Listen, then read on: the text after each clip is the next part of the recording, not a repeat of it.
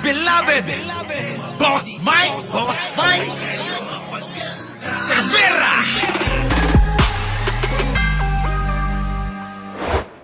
Pasok!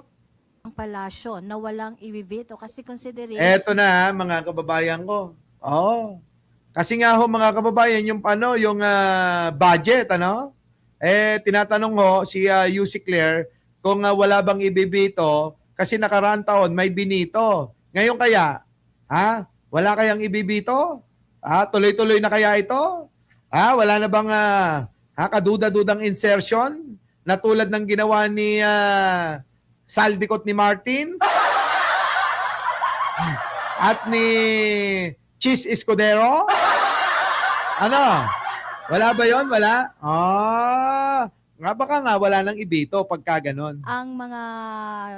ang BICAM nagsabi na talagang malinis, corruption-free yung budget na yun. So, Ah. wala po ba, kumpiyansa po ba ang Malacanang na walang i-veto si Pangulo sa 2026 budget? Paulit-ulit yung tanong wala bang ibibito? Kung sinasabi po ng Kongreso na napag-aralan itong mabuti, Ah? aaralin pa rin po ito ng Pangulo. Ah. At titiyakin po ng Pangulo sa publiko Na? ay isang makatao at maayos na national budget. Yun ang mahalaga.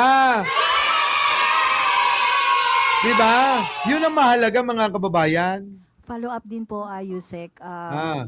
Nananawagan ang ilang kongresista, lalo na yung Akbayan Party List, ng Na? greater transparency, lalo at may light increases sa mga certain budget items na which raise concerns about the risk of corruption, pork barrel, and patronage. Kung gusto po nila ng transparency, mas gusto po ng Pangulo.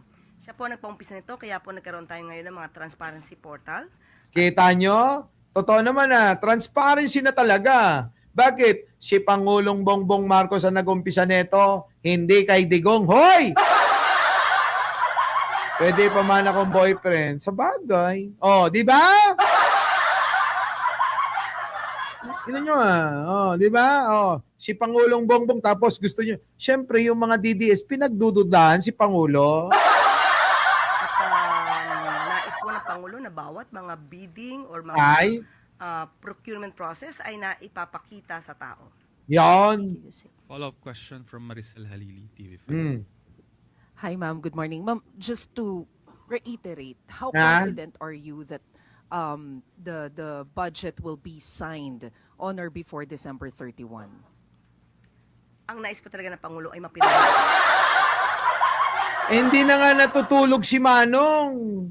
Kaya confident si Yusek dyan. Si Pangulong Bongbong hindi na ho natutulog, mga kababayan ko. Wala na hong tulugan. Bago magpapasada. So kung dapat aralin, kung hindi magkakaroon ng tulugan, walang tulugan, Kita nyo? Mga kababayan ko, wala nang tulugan eh. gawin po yan. Pero ang gustong sabihin ng Pangulo, ang tinitiyak niya, Ay, bago siya pumirma, Ay. dahil nag-aral po itong mabuti na bosisi at kung may kailangang i-veto, i-veto. Meaning no holidays for the executive. Opo. Next question, Alvin Baltazar, Radyo Pilipinas. So, Yusek, parang nabanggit nyo na there will be no holiday para kay Pangulo. Is that true? Walang Christmas break ang Pangulo? Dahil pag-aaralang maigi yung... Kailangan pag-aralan po. Sa Pangulo po, di po kailangan magkaroon ng Christmas break. Kailangan po talagang aralin ito. At pipilitin. kita nyo, mga kababayan ko, pati Pasko, sinaalang-alang ni Pangulo para matapos lang yung trabaho. Mga kababayan ko, tindi ni Pangulong Bongbong talaga, Na mapirmahan po ito bago magtapos ng tapos. Po. Yan. Sino-sino yung makakasama ng Pangulo para reviewin yung budget after na dumaan na sa BICAM? Siyempre, unang-una po ay ang miyembro po ng DBM. Sila po ang magbubusisi, kasama rin po ang Pangulo para po ma-explain. At kung may kinakailangan pong tawagin ang Pangulo na mga cabinet secretaries para po mas malinaw, ipapatawag po. Sino man po ang kinakailangan na namumuno sa isang related agencies. Di ba? Mga kababayan, tama. Mema na lang yung mga tanong eh. Eto pa. Dagdagan natin yan. At Christmas break, si Pangulong Bongbong Makinig kayo ha. Maawa na kayo, may mga Pasko-Pasko. si Pangulong Bongbong, mga kababayan, walang Christmas, oh. Oh, hindi kayo naawa. Samantalang po, yung Vice Presidente at yung pamilya ng mga Duterte, paghalaga lang, oh. Di ba mga kababayan ko, yan ho ang kaibahan. Kay Pangulong Bongbong, masipag magtrabaho. Yung pong si Sara Duterte Buday Baliw, gala lang ng gala eh.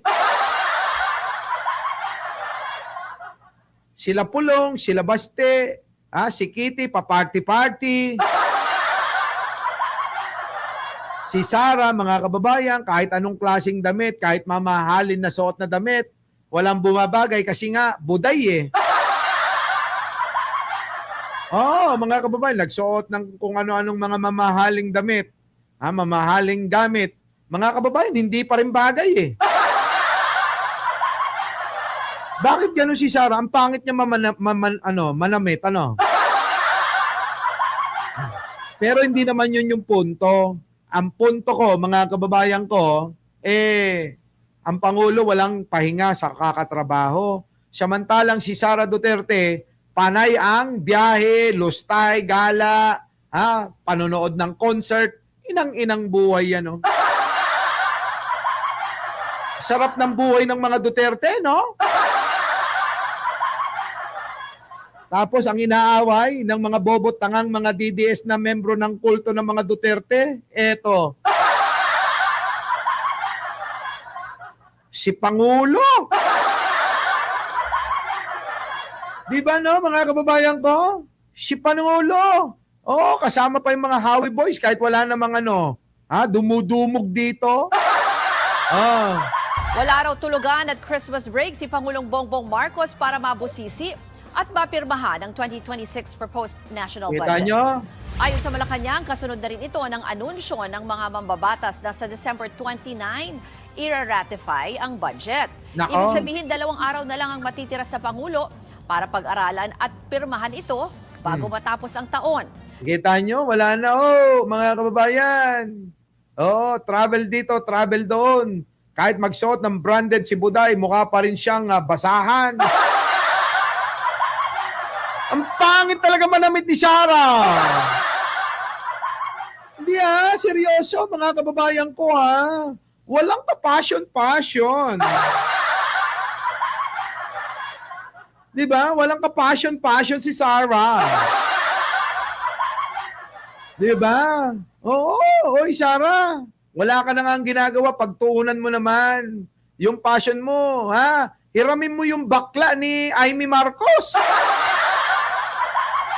Di ba? Hiramin mo yung mga bakla niya.